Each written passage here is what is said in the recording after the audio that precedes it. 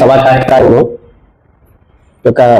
ఈ యొక్క celebration arrange చేసినటువంటి అశోక్ జిమ్ మేనేజర్ అశోక్ గారికి, అదేవిధంగా మా సిఐ సార్ శ్రీనివాస్ గారికి, ఇక్కడ పాల్గొన్నటువంటి వ్యాయామ క్రీడాకారులందరికీ కూడా నా కృతజ్ఞతలండి.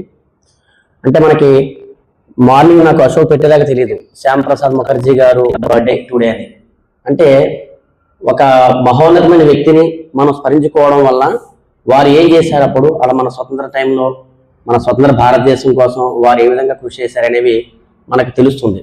అలా తెలవడం వల్ల వీరి యొక్క త్యాగాలు నెక్స్ట్ జనరేషన్ తర్వాత తరాల వారికి అందించడానికి ఉపయోగపడుతుంది.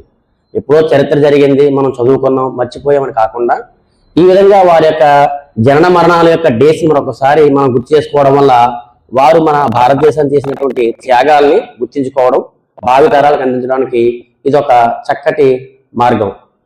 ఈ రోజుల్లో ఏదో చిన్న పదవి కోసమే సొంత వాళ్ళని, కుటుంబ సభ్యుల్ని విభేదాలతో ఏర్పడి వాళ్ళని ఇబ్బంది పెట్టే పరిస్థితుల నుంచి వారు ఆ స్థితిలో ఉన్నప్పుడు పెద్ద పెద్ద పదవులు కూడా తునప్రాయంగా వదిలేసినటువంటి మహానుభావులు, వారి యొక్క త్యాగాలు మనం గుర్తు చేసుకోవాలి.